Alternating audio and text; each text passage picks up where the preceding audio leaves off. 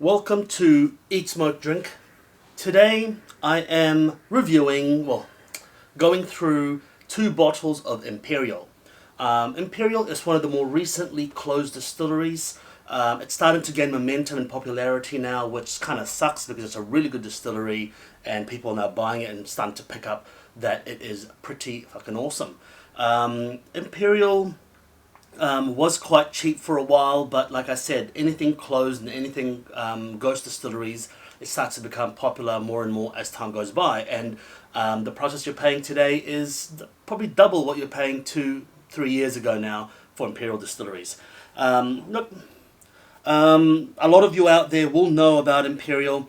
If you're not, then just like I said, give it a Google, give it some research, because it is a very fascinating whiskey. Every time I try a closed distillery, but the bottles that I'm doing today is the 21-year-old Whiskey Trail bottling. Okay, so this is by the Elixir Distillers, owner of the Whiskey Exchange. They do Elements of Isla as well. They do put a skeg. They do. I think there's another thing. But anyway, so they bottled this on the Whiskey Trail, so it's like a special event. It's 21 years old. The ABV is 49.6. Okay, now, what's the barrel on this? I'm just trying to say. It's in the finest oak wood, which I would say is a bourbon hogshead, like an American hogshead. And then the second one is also by Elixir Distillers, but it is their standard bottling, single malts of Scotland, aka SMOS. The 24-year-old Imperial. Also, cask type is barrel, which means that it's probably a bourbon hoggy as well. Okay, so this one here is 51.5. So for all intents and purposes, they're pretty close in ABV, just a couple of percent difference. What I'm going to go through today is the difference in flavor for something that's bottled by the same pallets, because essentially it's the same company. Also the age difference as well, but similar barrel, but the age difference as well. Let's get nosing. This one here is the Whiskey Trail, and this one here is the 24.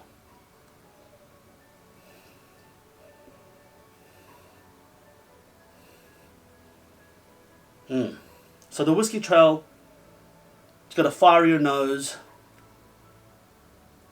more driven towards citrus, white sugar syrup, quite an intense sweetness as well.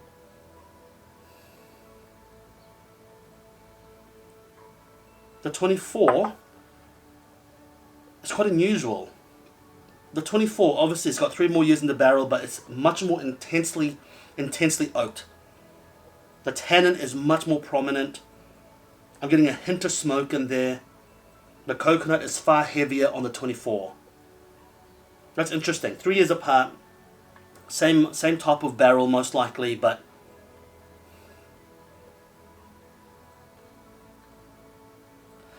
the 24 is just so much richer in sugars, so much richer in flavor. The flavor is much more potent. It really does just really gets you, it just overwhelms the senses a little bit. What I like about the 24 is that it has I love that sootiness and smokiness that some bottlings have on the nose. But the 21 does not have it. The 21 is fresh, it's zesty. The 21 is like a summer's morning, hot sun comes out, 10 a.m. and straight away you're getting that fresh trees and plants and flowers around you. And then the 24, it smells like a stormy, gloomy summer's day. You're smelling all of that, but you've got this humidity, you've got this wetness, muddiness, dirtiness, slight dirtiness. And also on the 24, I'm getting a berry jam. I'm getting a berry jam viscosity on the nose, like a richness. But I'm definitely getting more of that soot, coal smoke compared to the 21. The 21, I'm almost getting none of that. Like I said, zesty and fresh, gloomy and dirty and rainy and wet. Sounds like a dirty movie. Okay, let's try the whiskey trail.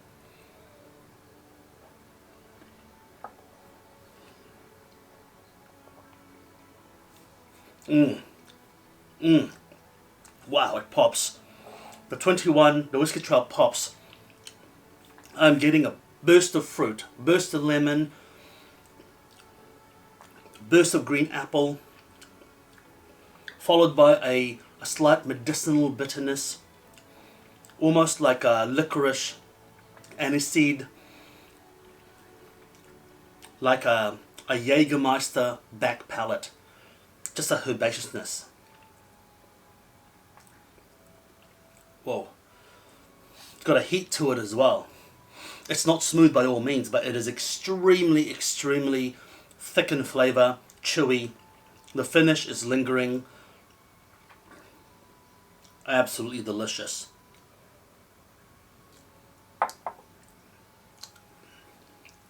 I'm getting unripe apricot. It is quite a fruity flavor. I'm also getting a little bit of floral notes to it as well. I'm trying to pick the flower, but I can't quite pick the flower. I'm thinking maybe daffodils and freesia. You know when you walk past a park that's had bulbs of freesia. Is freesia a bulb? I don't know. I think so. Anyway, there's little things with little bells on it, little bundle bells. And then you walk past the park and then it's spring and then the bulbs start to grow and the freesias come out. And I'm getting a bit of that floral note to it as well. That's my memory. My taste memory is taking me back to that. A little bit of fruit, quite a bit of fruit, some sweetness, a little heat, and floral. Freesia is the number one thing I'm smelling. Quite a sickly sweet flower. But the tannin influence is very light. The tannin influence is actually extremely light. But the finish is long. It is quite a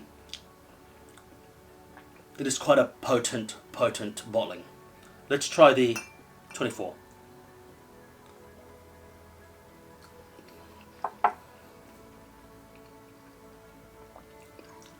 Oh wow, the difference.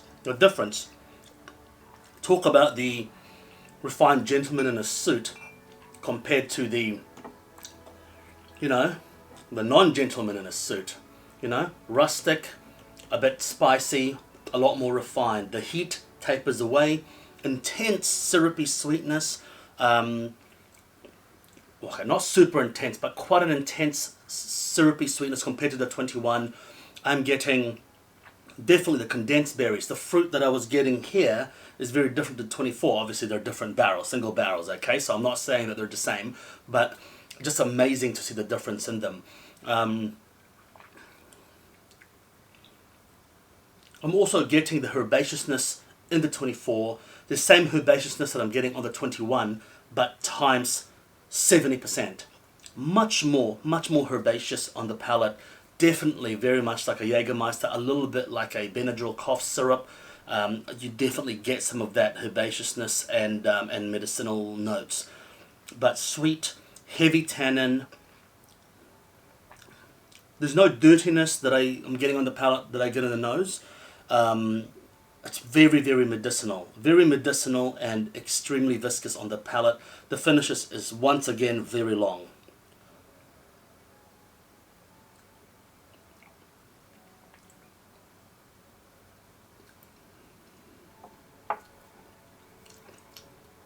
And I am getting that coal smoke, that sooty smoke on this one, but not this one, which is quite strange because same distillery.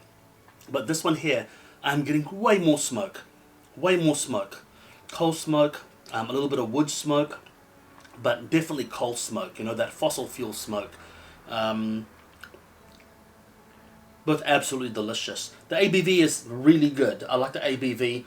It's not too potent, but it is just a small notch above smooth, which is fantastic because I do not like it when whiskies are too smooth, as you know. So I do like that mongrel and that rusticness to it as well. It's got a little bit of an edge to it. It's Yeah, it's really fantastic. I mean, it kind of deceives you a little bit because it's like the gentleman with a suit, like I'm saying. You know, you see him walking down the street, the financial district, and you think, oh yeah, that guy is a businessman. And then suddenly, you take him on a date, and he actually likes pissing on you. And that's, it's got a little edge to it. That's what I like about it. Anyway, until next time.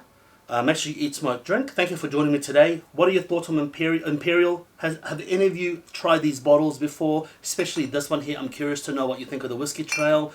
Please give me feedback. I'd love to know. But until next time, make sure you eat, smoke, drink. That is not medical advice, but it might as well be. Cheers.